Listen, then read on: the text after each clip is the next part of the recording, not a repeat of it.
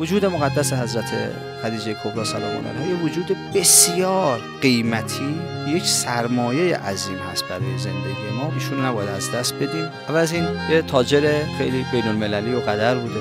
از نظر بروز بودن، علم بروز بسیار دانشمند هستش، یعنی کتابای آسمانی رو خوب میشناسه، حوادث رو خوب تعقیب میکنه، پیغمبر رو تعقیب میکنه، پیداش میکنه با قدرت روحی خودش که بله این آدم پیغمبره. این شناسایی پیغمبر کار راحتی نیست که شما میکنید یه نوجوانی یا یه جوانی رو مثلا شناسایی آدم بکنه بگه این قرار پیغمبر خدا باشه. قبل از که مثلا به بعثت برسه پیغمبر رو عاشق خودش میکنه.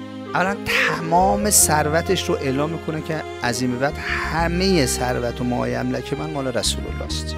و بعد بار مسئولیت رسالت پیغمبر بخش عمدهش رو دوش ایشون. فضای خونه رو به قدری آرام و شاد نگه می‌داشت ایشون که پیغمبر همه قصه هاش یادش میره. یعنی پیغمبر میگفتش که ناراحت نباشی ها، این مردم اذیت میکنن. این به پیغمبر تو رسالت دلداری داره میده.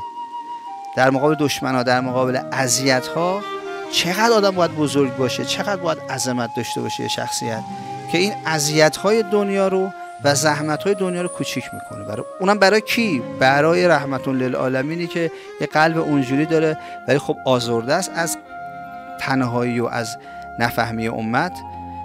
تو همه صحنه حضرت خدیجه سلام الله علیها کنار پیغمبر هستش. ایشون به خاطر زایمانش تنها بود، اصلا کسی حاضر نشد اصلا تو زایمان بیاد کمک ایشون بکنه. خدا حضرت آسیه و مریم رو فرستاد برای زایمان کمکش. اینقدر تنها بود، غربت کشید به خاطر پیغمبر.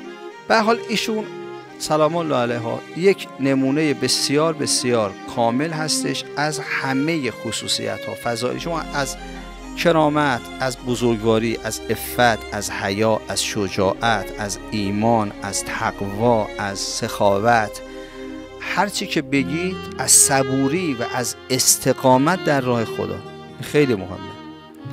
این خیلی صفت مهمی است که خدا از ما خواسته، خیلی اصرار کرده، اهل بیت از ما خواستن که در راه دین سخت کوش باشیم و با باور استقامت بکنیم.